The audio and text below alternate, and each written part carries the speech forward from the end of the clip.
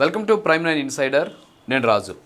ఈ దేశంలో ఒక భాషను చూసి మరొక భాష భయపడడం ఏంటో అర్థం కానటువంటి పరిస్థితి.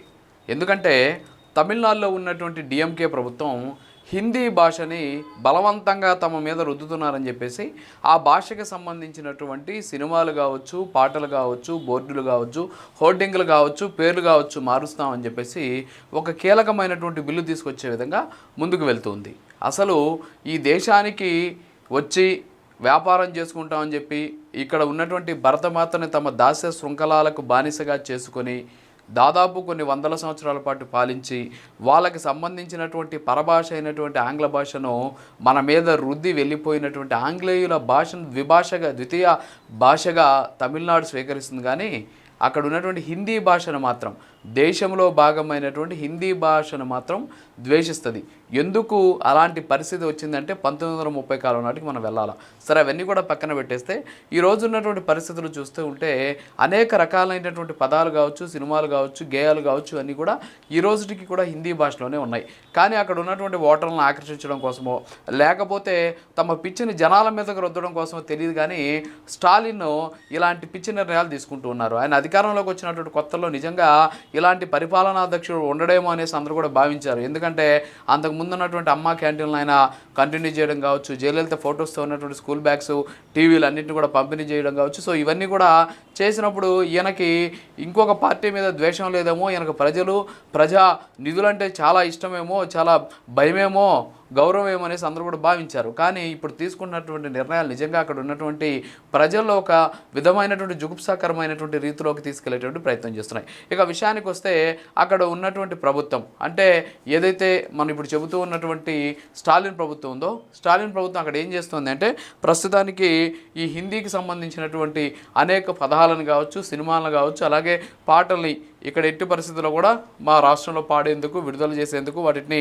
తీసుకొచ్చేందుకు, బోర్డులు పెట్టేందుకు ఎట్టి పరిస్థితి అనుమతి లేదు అని చెప్పేసి ఒక బిల్లు తీసుకురాబోతుంది. సరే, ఉదాహరణకి కొన్ని మాట్లాడుకుంటే మనం ఈరోజు జనగణమన ఉంది. సో ఈ జనగణమన ఎక్కడి నుంచి వచ్చింది? జనగణమన అనేది బెంగాలీలో రాసినప్పటికీ కూడా దాన్ని జాతీయ గీతంగా స్వీకరించినటువంటి భాష హిందీ భాష. మరి హిందీ భాషలో ఈరోజు దేశవ్యాప్తంగా పాడుతూ ఉన్నటువంటి జాతీయ గీతం హిందీలో ఉంది కదా.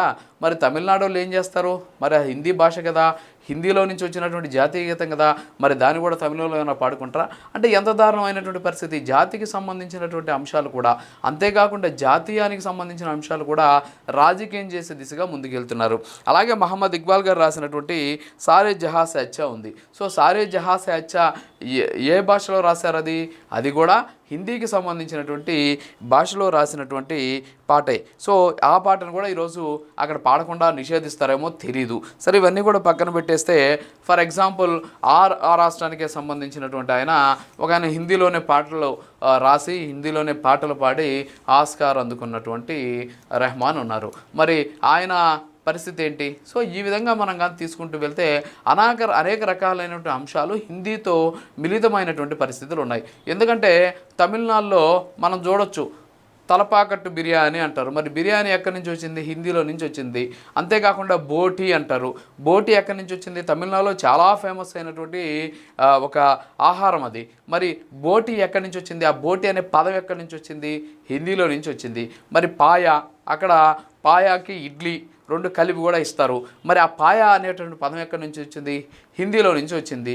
వీటన్నిటిని కూడా పక్కన పెట్టేస్తే మనం అక్కడ ఉన్నటువంటి పరాటా, సో పరాటా ఎక్కడి నుంచి వచ్చింది?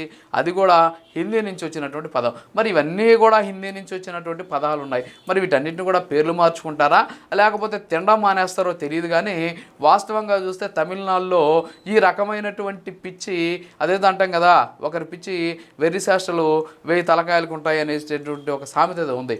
ఆ సామెత లెక్కన అక్కడ ఉన్నటువంటి స్టాలిన్ ఈ 2 భాషలే మాకు ప్రధానం, అందులో ఒకటి తమిళం, రెండోది ఆంగ్లం అంటున్నాడు. ఆంగ్లం ఎవరిచ్చిపోయారు?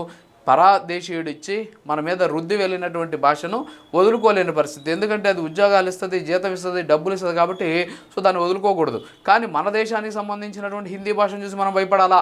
హిందీని మనం నిషేధించాలి, హిందీని మనం మాట్లాడకూడదు, హిందీకి సంబంధించిన పదాలు రాకూడదు, హిందీకి సంబంధించిన పాటలు పాడితే ఒప్పుకునేది లేదు, హిందీకి సంబంధించిన సినిమాలు కూడా ఎట్టి పరిస్థితుల్లో రిలీజ్ అయ్యేదానికి లేదు. మరి ఈరోజు జాతీయ గీతం కూడా పాడలేనటువంటి పరిస్థితిలోకి ఈరోజు తమిళనాడు రాబోతుందా అంటే అనుమానాలు వ్యక్తమవుతున్నాయి. సో ఇప్పటికైనా చూసి మనం భాషను చూసి మన భాష భయపడడం కాదు, ఆ భాషతో సమానంగా మన భాషను అభివృద్ధి చేసుకోవాలి, భాషకు మించి మన భాషను ప్రేమించాలి తప్ప అదేదో సిద్ధాంతం నినాదం ఉన్నట్టు మన భాషను ప్రేమించాలి, ఇతర భాషలను గౌరవించాలి అనేటటువంటి రీతిలో వెళితే ఖచ్చితంగా దేశం భారతదేశం అనేది రాష్ట్రాల సమైక్య, భారతదేశం అనేది వివిధ జాతులు, వివిధ భాషలు, వివిధ మతాలు, వివిధ వర్ణాలకు సంబంధించినటువంటి ఒక దేశం. మరి ఇలాంటి దేశంలో ఒక రాష్ట్రం ఇంకొక భాషను నిషేధిస్తామని చెప్పేసి ప్రకటించడం, దాని మీద రకరకాలైనటువంటి రాద్ధాంతాలు చేస్తూ ఉండడం, ఓటుపరమైనటువంటి రాజకీయాలు చేస్తూ ఉండడంతో స్వతంత్ర దేశంలోనే పరాయి వాళ్ళుగా బ్రతకాల్సినటువంటి పరిస్థితి తలెత్తుతుందేమో అనేటటువంటి అనుమానాలు వ్యక్తమవుతున్నాయి. ఇప్పటికైనా సరే స్టాలిన్ ఆ వ్యవహారాలను కూడా వదిలేసి హిందీ భాష కూడా భారతదేశ భాషల్లో ఒకటి కాబట్టి ఆ భాషను గౌరవించు, అంతేగాని మీ రాష్ట్రంలో దాన్ని రాజభాషగానో లేకపోతే మీ రాష్ట్రానికి సంబంధించినటువంటి అధికారిక భాషగా గుర్తించకపోయినా పర్లేదు, కానీ నిషేధం చేయడం వల్ల ఇన్ని సమస్యలు వస్తాయి. జాతీయ గీతం కూడా పాడలేనటువంటి దుస్థితిగా రాష్ట్ర ప్రజలు వచ్చేటటువంటి అవకాశాలు ఉన్నాయని తెలియజేసుకుంటూ ఇది వాటి ఇన్సైడర్. మరో ఇన్సైడర్ మళ్ళీ కలుద్దాం. నమస్కారం.